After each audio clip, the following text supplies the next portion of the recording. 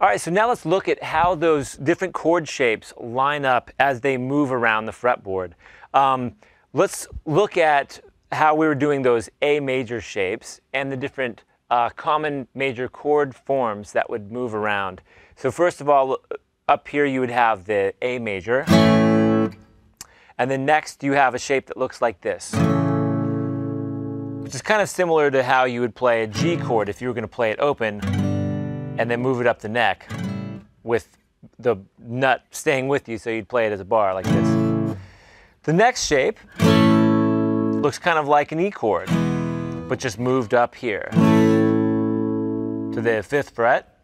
The next shape looks kind of like a D chord if you shifted up and played it as a movable shape. And then the last shape looks kind of like a C chord if you moved it up.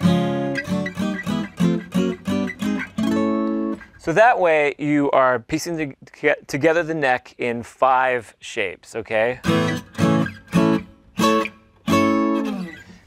Now this sometimes is referred to as the caged method, okay? Those 5 different chord shapes, C, A, G, E, and D.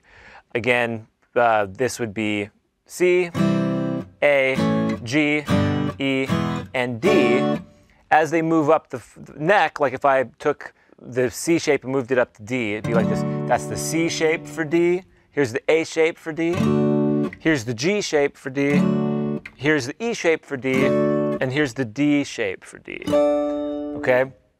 That's the reason why it follows that rule of caged, C-A-G-E-D. Now, if you start someplace else in the word, let's say I was doing A flat major chords, that's the G shape, and then after in the word cage, C-A-G-E, you would have the E shape, and then you'd have D, the D shape.